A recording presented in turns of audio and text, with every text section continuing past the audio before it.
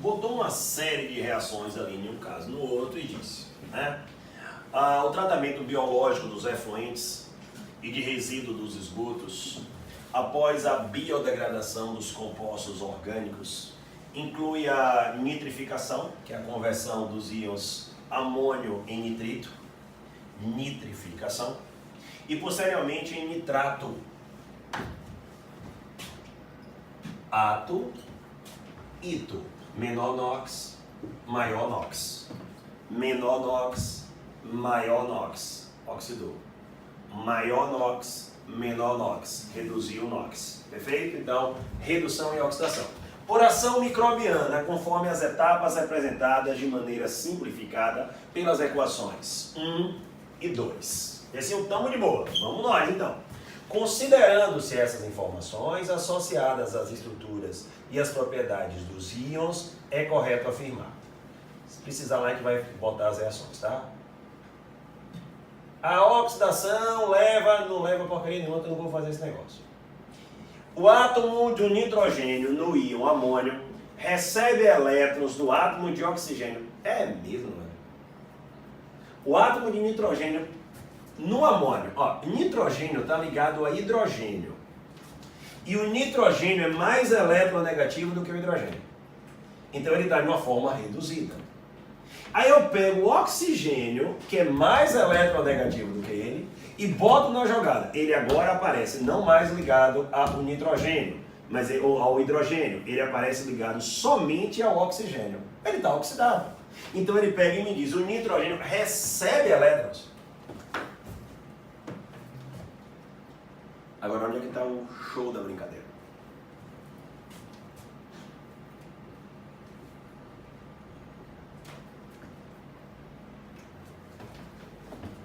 Um era positivo e o outro é negativo.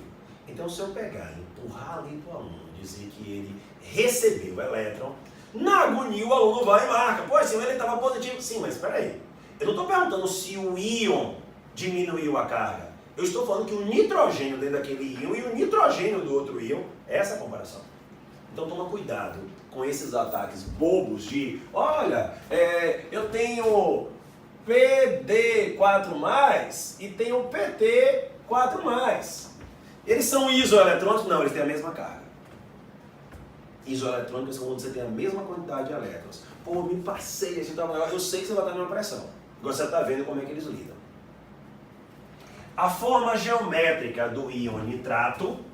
Então, assim, eu quero fazer uma forma geométrica, eu tenho dificuldade com isso. Vamos resolver então o nosso probleminha. A questão deve te pedir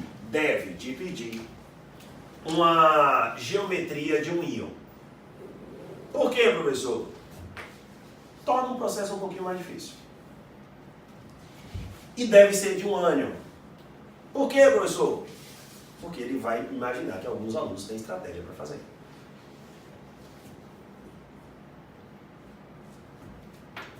Enxergue o ácido que está por trás dele. Cheguei assim, pronto. Agora bora relaxar. Não vai relaxar, não vai, sim. Isso é um hidrácido ou oxiácido? Oxiácido, porque eles são ácidos que possuem hidrogênio, mas possuem também oxigênio. Para esse hidrogênio ser ionizável, uma vez que ele é um ácido, ele tem que estar ligado a oxigênio. Então, nós resolvemos nosso problema agora. Eu já consegui deslocar o hidrogênio para o lugar certo e trazer o oxigênio para o lugar certo. E como é que você sabia que era um hidrogênio? Eu só tinha um menos, aqui tivesse 2, eu botava 2. Aí eu saberia que 2 desses oxigênios teriam que estar ligados ao quê? Ao hidrogênio. Fiz isso, então o próximo agora é o átomo em questão, que é o nitrogênio. Que é do grupo o quê? 5. Então ele tem 5 elétrons na camada de valência. Ele já fez a ligação com aqui. E ainda tem o quê? 2 pares. E ainda tem quantos oxigênios? 2. Então você pega e distribui esses oxigênios. Já começamos a visualizar o processo todo, né? Assim, mas por que aqui só usou um? Porque o outro está compartilhando com um hidrogênio. Está me dando agonia. Desagonia. Pode liberar o hidrogênio agora. Você já pegou e organizou sua coisa. Liberei. Pronto. Então agora ele faz uma ligação dupla aqui, completou o octeto, e aí ele faz uma negativa, uma coordenada, como você quiser aqui. Fechou? Eu tenho então o nitrogênio ligado a 3 grupos, não há elétron em volta do átomo central sobrando, então eu tenho uma disposição trigonal plana, perfeito, e uma geometria trigonal plana, perfeito, por não existir nenhum par sobrando. Então ele pega a forma geométrica do íon nitrato, é trigonal plana devido à inexistência dos pares de elétron não ligantes ao átomo central. Fechou? Trigonal plana.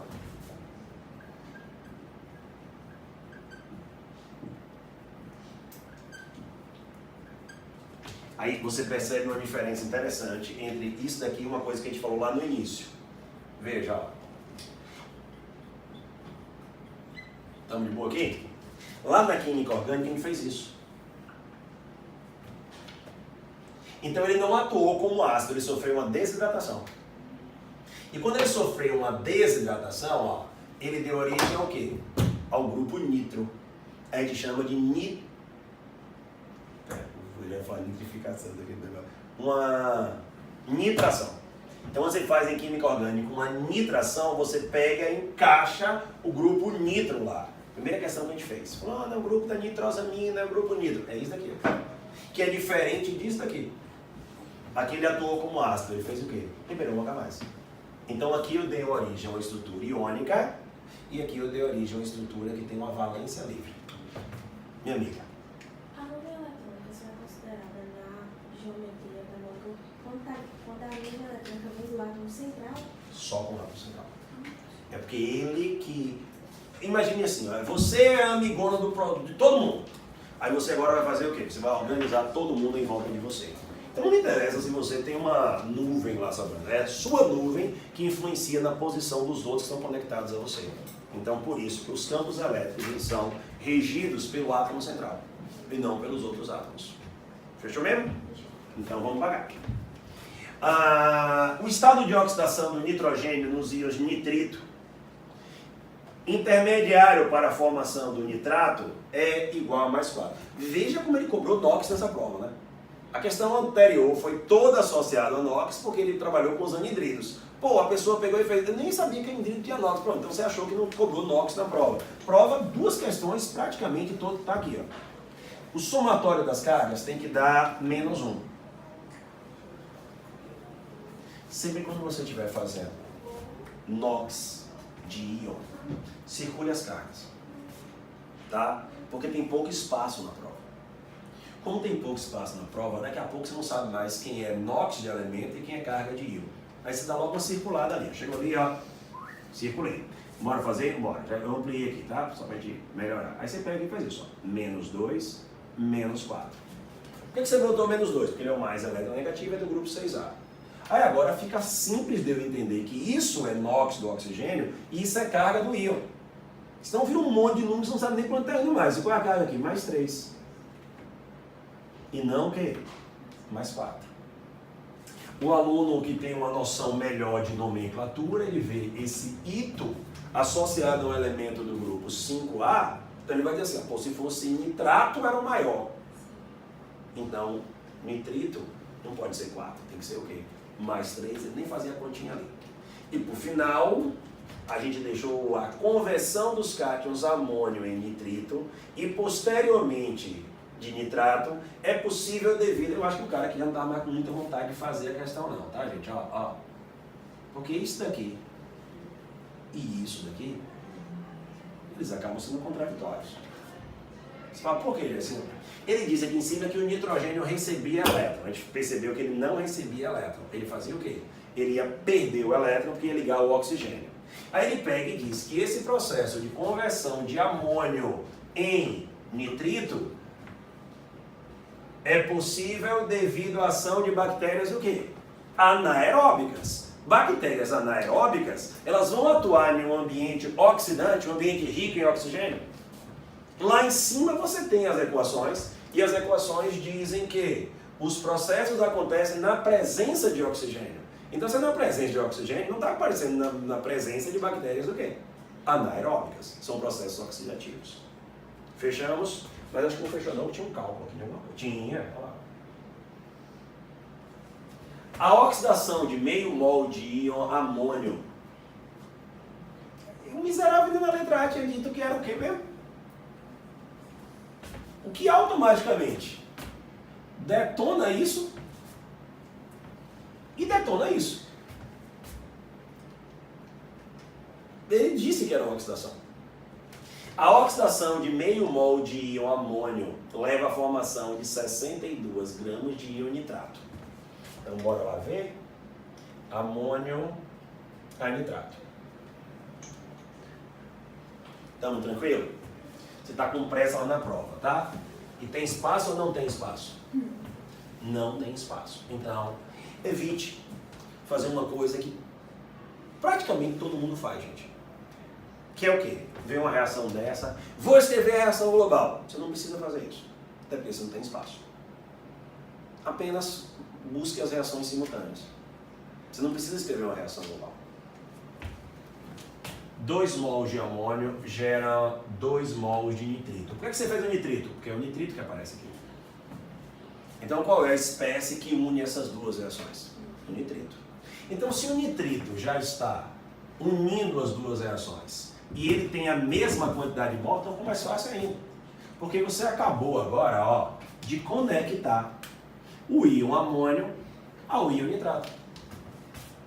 Como é que se dá a relação? 2 mols de NH4+, estão associados a 2 mols de NO3-. Não bagunçou mais ainda a sua prova, não fez nada, já está muito arrumadinho. Então agora vem o que ele falou. Ele falou uma coisa em mols. A oxidação de meio mol, olha, quando oxidam 2 mols, eu produzo 2 vezes 14 com mais 48 dá 62. Eu produzo 62 gramas, quando são 2 mols. Eu não vou nem fazer.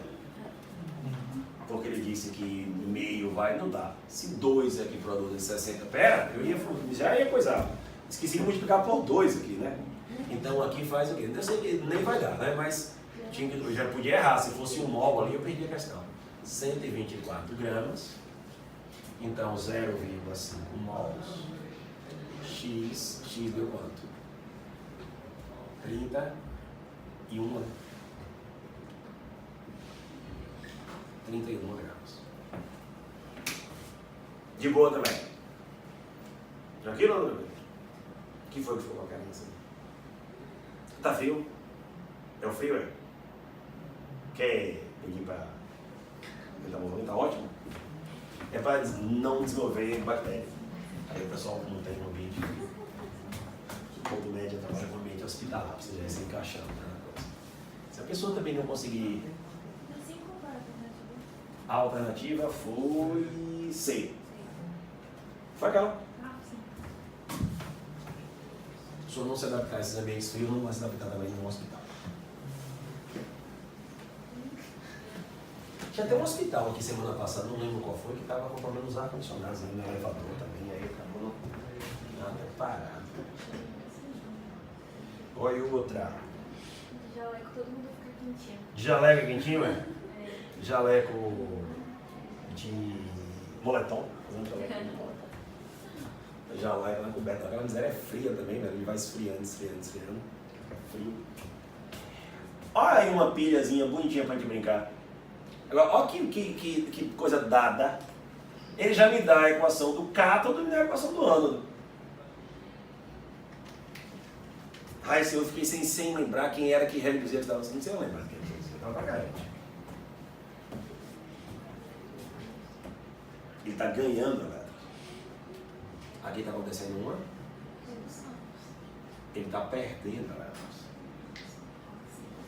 Eu nem sei se é pilha, eu sei que é eletroquímica. O que ele diz aqui? O cloreto de bário é um composto químico tóxico de temperatura de fusão. Compostos iônicos têm altos pontos de fusão, 962 graus Celsius, que deve ser manipulado com cuidado, porque quando inalado pode causar lesão no cérebro e problemas intestinais. Misericórdia, vai tudo quanto é jeito. Esse sal é utilizado na produção de gás cloro. Ó, é uma eletrólise ígnea. Porque se não fosse, já sei, mas se não fosse, bora ver só uma coisa aqui. Se o meu objetivo é produzir cloro, eu estou mudando um pouco as coisas, tá? Se o meu objetivo é produzir cloro,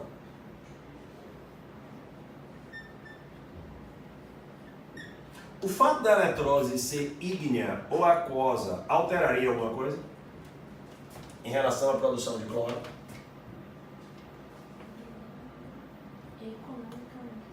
Não, né, em relação a produzir cloro só. Não. Por quê? Porque, ó, cloro e OH-. Quem vai perder os elétrons? Cloro. Tire isso daqui. O cloro continua indo para lá e perdendo os elétrons. Ígnea. Ba2+ vai receber os elétrons. Aquosa. O H+ recebe os elétrons primeiro do que elementos do grupo 1A ou 2A. Perfeito? Então, haver isso aí, então é que ele pergunta um negócio desse para a questão ficar boazinha. De acordo com as transformações representadas na equação acima. Ok. Como é uma eletrólise, cátodo, porque o cátion está vindo para cá, é a segunda vez que a gente faz questão de eletrólise hoje, ó. E aqui os ânions estão vindo para cá, aqui é o ânodo. Bora só lembrar uma coisa. Esse é um processo em que você tem um sistema que tem que estar fechado, não é assim? Que é um processo de eletrodinâmica. Então, se os ânions estão vindo para cá, eu preciso continuar com o meu circuito fechado. Então, os elétrons, eles estão subindo por aqui, passa na pilha ou na fonte que você tiver, e os elétrons voltam por aqui. Ânion. Ó, ânion. Ânion. Ânion. Sempre que você fica falando ânion, porque os elétrons estão se movimentando, são negativos. Ânion se movimenta na solução. Professor, então se os elétrons chegam aqui, redução. Se os elétrons saem daqui, oxidação. Então, o que ele está me dando ali, ele não precisa nem me dar. Vem ele e diz assim: considerando essas informações e os conhecimentos sobre eletroquímica, é correto afirmar: o cátodo é o eletrodo no qual os íons de bário são oxidados. Não. E outra coisa, se ele se transforma em bário 0, ele não oxidou, ele reduziu a carga. A fusão do cloreto de bário, necessária para a realização da eletrólise ígnea, não é exotérmico, é endotérmico. O ânodo corresponde ao polo negativo. Gente, pensem comigo. Se ânodo é o lugar para onde os ânions vão, ele não pode ser negativo. Senão não tinha atração. Não tinha atração.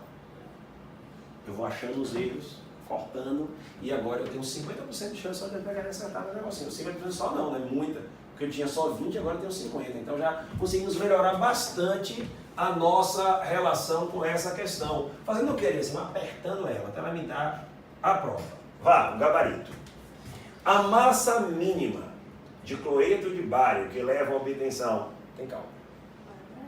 O fluxo de elétrons durante a eletrólise ígnea do sal ocorre do polo positivo, fluxo de elétrons, para o polo negativo da célula. Perfeito. Se fosse uma pilha, o fluxo era o contrário. Perfeito? Se fosse uma pilha. Ah, eu tenho dificuldade. Não tem dificuldade nenhuma. Olha pra cá, tem um negocinho e mata de boa. Você olha esquematicamente. Eu pulei um cálculo, velho. Pulou um cálculo. Mas bora fazer ele agora? Hã? Foi mais de uma questão assim. Mais de uma questão. Quebrou aquela teoria de que chutar que tem mais cálculo que acerta. Isso é aquele negócio que só diz que dá certo a pessoa que faz quando dá certo. Ó, você fez o quê? Não, eu peguei e chutei lá, eu não tinha mais cálculo, ele acertou. Beleza, no dia que ele erra, ele não fala. Ó, chutei lá, e aqui tinha mais cálculo, eu peguei e errei. Eu sei quem fez, foi quem sabia fazer o negócio. Quem fez, beleza. Agora, galera, você percebeu que a gente está na quinta questão e você já fez um mundo de assunto aqui? Enem era bom, a gente não sabia, né? Mas eu não gosto do Enem, não. Na verdade, você não estava adaptado a fazer aquela prova. Você está muito adaptado a fazer essa prova.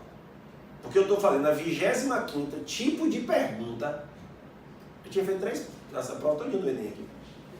Lá só tinha 15, eu falei na 25ª. Então, aí eu terminei eletrólise, fusão, quem era cátodo, aí acabou, não, agora tem um cálculo estequiométrico envolvendo gás na CNTP. A massa mínima de cloreto de bário que leva à obtenção de cloro 2 medido na CNTP é 209 gramas. Então bora lá. Eu peguei o BaCl 2 e fiz isso aqui com ele. Aí depois eu peguei o Cl menos, e segunda equação ali, não é a segunda equação ali? Segunda equação ali que a gente viu, eu produzi o Cl2 e 2 elétrons. Segunda equação ali, que estava lá em cima, que a gente viu, eu também tinha o Ba2+, mais 2 elétrons, produzindo Ba0. Assim mesmo. O que é que nós vamos fazer aqui para ficar bem certinho tudo? Bora juntar essas equações aqui.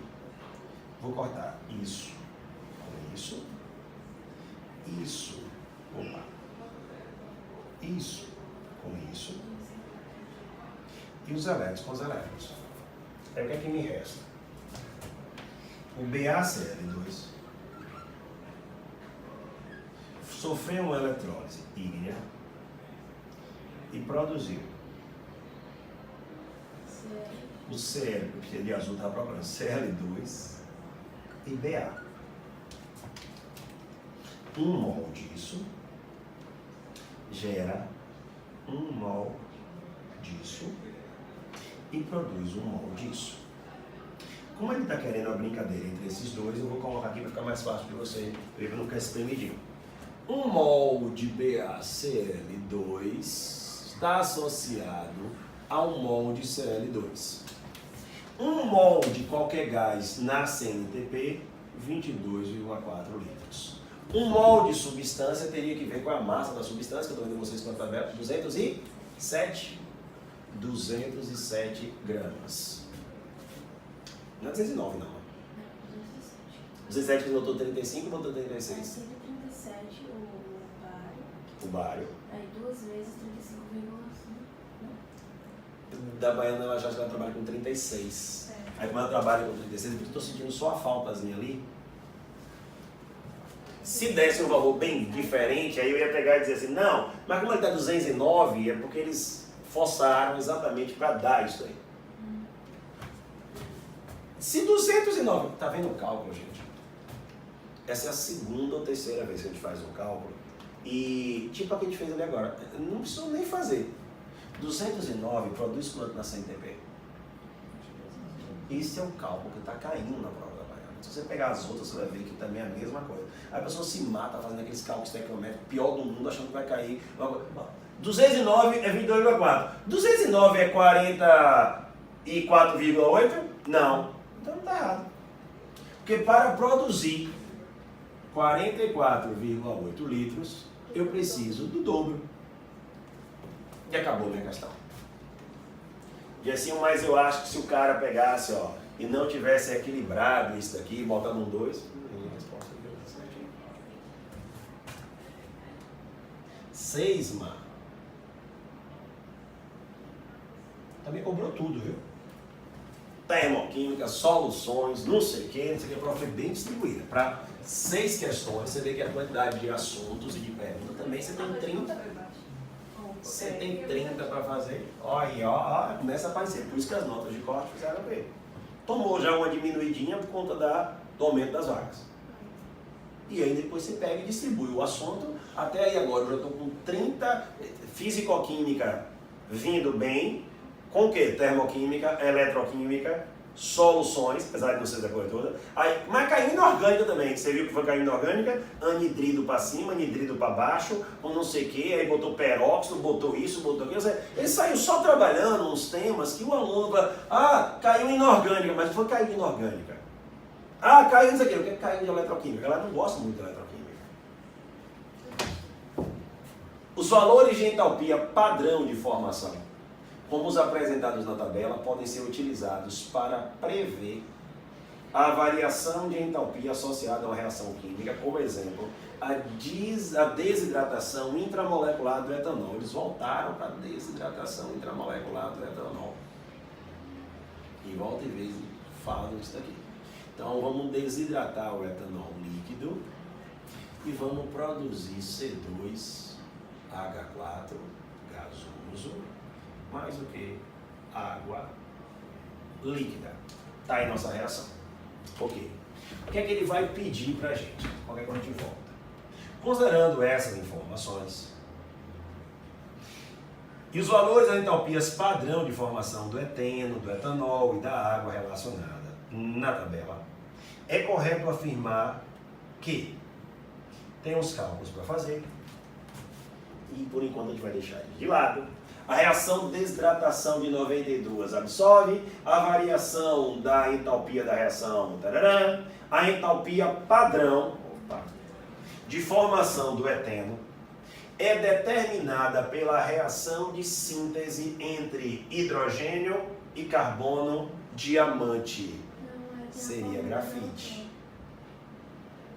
Pô, e assim, o cara botou aqui, velho. Ele devia ter colocado o hidrogênio também, era gasoso. E se ele botasse grafite, é muito interessante, e não fazem isso. Eles pegam e botam grafite, sim, o grafite é sólido. Como se dizer, não tem que falar o estado físico das coisas? Então ele tem a mania de dizer, é diamante, sólido. Não bota, grafite, seria bom ter dito que é sólido. Como eles não botam aqui, acabou não botando lá. Aí a questão ainda ficaria sob suspeição. Vem cá, e se esse hidrogênio fosse líquido, como é que eu ia achar a entalpia padrão de formação dele? Ele não disse qual era o estado físico do hidrogênio. Professor, mas está errado. Mas podia estar certo, não poderia? E me poupava 2 cálculos ali. O processo de formação de 1,8 moléculas de água líquida na reação química entre os gases e oxigênio libera. E assim, tem que fazer. Pois é. A energia liberada na formação da ligação química é maior do que a energia necessária. Se a energia liberada é maior do que a necessária, ele está me dizendo que esse processo é exotérmico. Na ruptura, a energia liberada na formação da ligação química é maior do que... Eu tenho que saber que reação é representada. Lá em cima. Então, a gente vai ver. Se esse processo aqui for a energia liberada é maior do que a absorvida. Aí eu já sei que isso aqui é verdadeiro.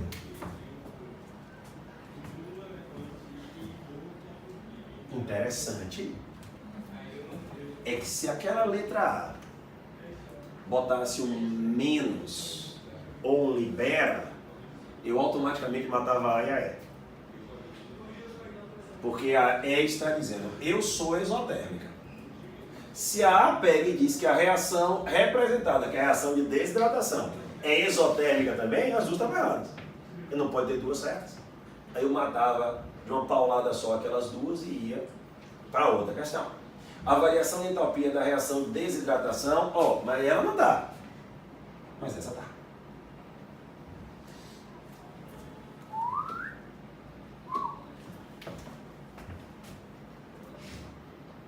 Pilantra do não querer fazer conta. Tranquilo? Aqui embaixo está dizendo, eu libero mais do que absorvo. Seu saldo é ESO. Aí LK vira, é ESO.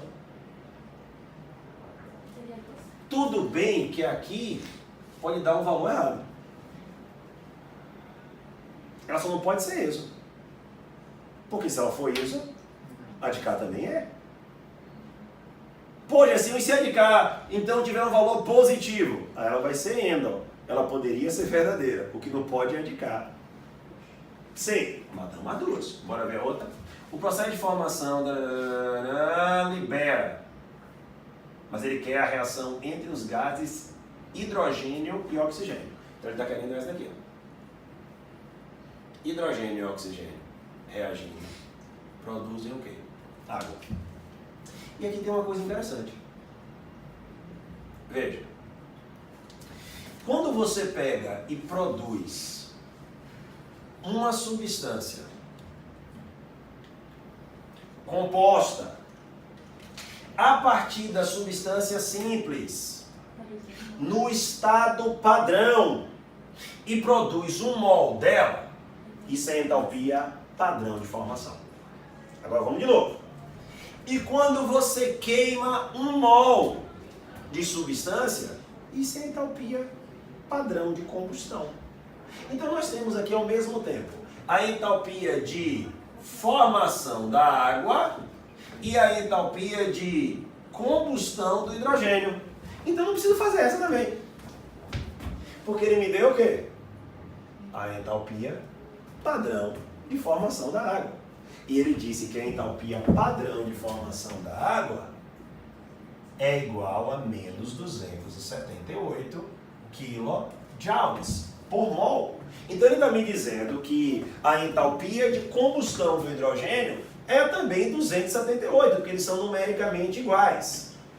E é sim, então pera, quem que tá? Estamos mesmo. O processo de formação de 18 vezes 10 a 23, ou seja, 3 mols de água. Tudo bem? 6 vezes 10 a 23, 1 mol. 18 vezes 10 a 23, 3 mols. Se isso daqui é para 1 mol, eu tenho 3 vezes isso. 3 vezes isso. Não dá, não dá. Qual é o gabarito? Aí eu espero que seja rápido, porque também se tiver errado, a gente dá arrombado no processo. Mas você viu que a gente pegou e foi atacando e jogando com os negocinhos? Aí você preferia fazer tudo. Ainda mais a pessoa que vem fazer da ordem, joga no carro, já tinha feito, já tinha ido embora na questão.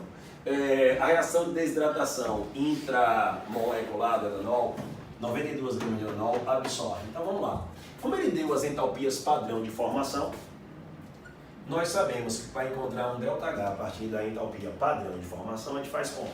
Uma daquelas formas de a gente achar o ΔH. Lembra que a gente fez na aula? Então eu faço o quê? O somatório da entalpia padrão de formação dos produtos menos o somatório da entalpia padrão de formação dos reagentes. Deixa eu pegar aqui dois negocinhos.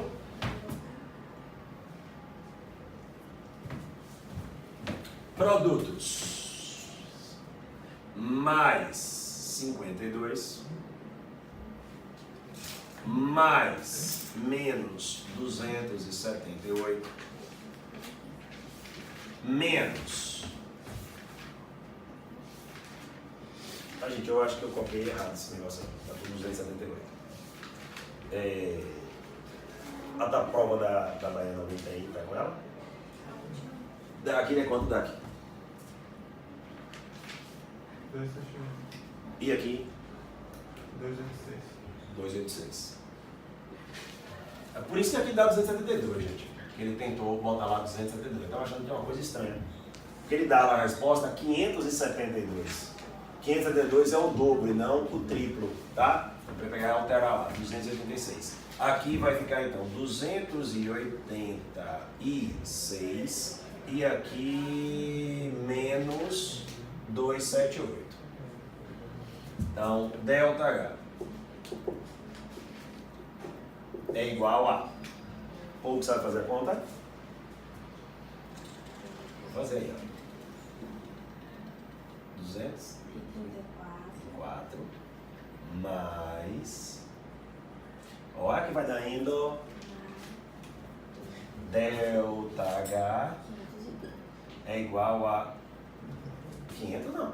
Ah, é mais, perdão, eu somei. 44 kilojoules. Se eu não me engano, também não está batendo a resposta, não. Olha lá. Cara, eu quero falar 92. Ele quer para 92 gramas, agora é. Ah, lá. Mas eu achei que era 512. Se você falasse que era 88, eu saberia que estava bom. Aqui é 46 a massa isso aqui. Ele fala, ó, para a formação de 92 gramas de etanol. A massa de 1 mol de etanol é igual a 46 gramas. Como ele quer o dobro disso daqui, 88, a gente pegou e a gente chega à conclusão de que era a letra A mesmo, que a gente tinha acabado com a letra A só usando as pistas que elas estavam deixando em uma e outra situação. Tem uma ainda? Tem uma e a gente vai terminar exatamente na hora. E o povo que tem aula, né? Vocês dois? Quem tem aula?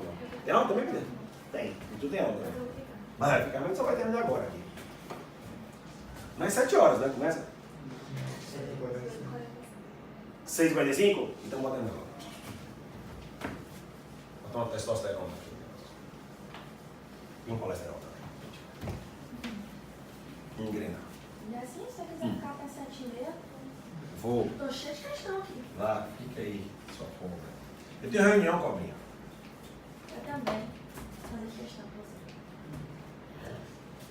você. Sua ratazana que some. Olha pra cá. Quem é pior? Não pode não, você é piolho? Quem é pior das duas? Ela. Porque você vem pra aula, ela não vem pras aulas não, fica ali com essa cara de rato. Olha pra cá. Testosterona e colesterol, ambas apresentam anéis esteroides. São esse conjunto aí, ó, ou é esse conjunto de 4 anéis condensados, tá? Então eu tenho ali anéis esteroides. A testosterona, principal hormônio sexual masculino, pela postura 1, é classificada como um esteroide, porque tem o anel esteroide que você está vendo ali, anabolizante, que vai provocar anabolismo, pois está relacionado ao aumento da massa muscular e a densidade da força, ou a densidade e força óssea. Entretanto, o uso inadequado de testosterona sintética por pessoas que querem intensificar o ganho de massa muscular é extremamente perigoso, porque ao invés de níveis elevados desse hormônio, no organismo podem provocar o desequilíbrio do sistema endócrino, o que resulta em atrofia da glândula, no aumento do risco de doenças cardiovasculares e na alteração do humor e outros efeitos colaterais. A testosterona é sintetizada em várias etapas a partir do colesterol, composto químico que apresenta massa molar 386. Que bom que ele não mandou eu procurar essa massa, né? Representado na estrutura 2. Com base na... Vamos nós... A testosterona é um composto químico que apresenta grupo funcional dos ésteres na cadeia cíclica insaturada. Que era insaturada eu lembro o que era, porque tinha um negocinho aqui, ó. Tá vendo? Ela é insaturada, verdadeiro, mas ele apresenta um grupo o quê? Então bora botar aqui para a gente não precisar ficar voltando. A testosterona, ela apresenta um grupo cetona, tem mais algum? Álcool. E ela é insaturada, realmente. Agora, o colesterol, vai. Ele apresenta um álcool e só. Se eu confundir na prova assim, com um fenol, não é aromático. Ele não é uma estrutura aromática. Voltando. O grupo funcional da classe dos álcoois secundários está presente na estrutura química da testosterona e na estrutura química do colesterol. Primeiro que ele quer um álcool e diz que o álcool é um álcool secundário. Para ele ser um álcool secundário, o carbono a qual ele encontra-se ligado tem que ser um carbono secundário. Esse é um carbono secundário. Idem para esse carbono aqui. Então a letra B está o quê? Correta. Se você olha a outra, eu vou olhar. A parte aberta da cadeia carbônica do colesterol é constituída por 6 átomos de carbono e 12 átomos de hidrogênio. Perceberam para tempo? Vou contar agora carbonil. Tudo bem que ele está rápido, né? Bora fazer? Condição? 6 átomos de carbono e 12 de hidrogênio. Parte aberta. Um átomo... 2, 3, 4, 5, 6, 7, 8. Então eu não tenho 6, eu tenho 8. Ah, eu fiz a principal. Onde é que está escrito principal? Ele virou e falou, a cadeia.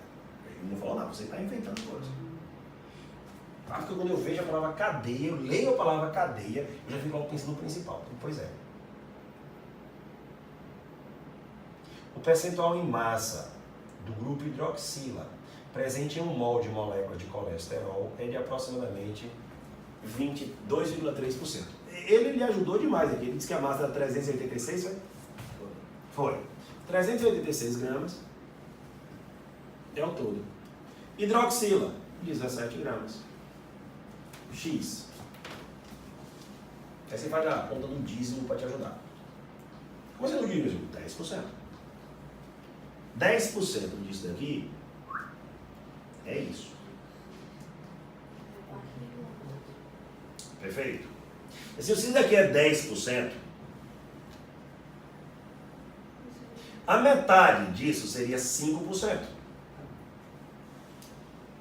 E a metade disso é aproximadamente 19 ponto alguma coisa. Seria 5%. 2,3 não dá. Porque 2,3 seria um quarto do negócio. E 17 não é um quarto disso aqui. Aí você poupou de fazer a conta. Certo? Então quando eu botar assim, o valor percentual é, aí você faz uma conta de 50, ou é acima de 50, mas não, é bem abaixo. Então faça 10%, e aí cai. Se fizer sentido, você vai fazer seu cálculo. Se não, nem vá lá perder tempo com essas porcariazinhas. Bota aqui. Funcione 2,3, tá errado. O colesterol e a testosterona são substâncias orgânicas de cadeia carbônica heterogênea, de anéis aromáticos condensados. Que os anéis são condensados? São. Que são aromáticos? Não. E que são heterogêneas? Não. Apesar delas terem, heteroátomos, esses heteroátomos não estão entre carbonos. Então a cadeia, veja que ele não perguntou se tem heteroátomo, ele falou o quê? Que a cadeia era uma cadeia heterogênea. Primeira questão. Os heteroátomos dos grupos funcionais, que ele botou lá atrás, então, os heteroátomos dos grupos funcionais, ele não se referiu à cadeia ser heterogênea, ele referiu ao quê? Ao heteroátomo. Aqui ele já vai de maneira muito tranquila e diz, vem cá, as cadeias são heterogêneas? Não. Porque para a cadeia ser heterogênea, o heteroátomo tem que estar entre carbonos. Fechou? Uma boa prova para vocês. E a gente se fala. Gente,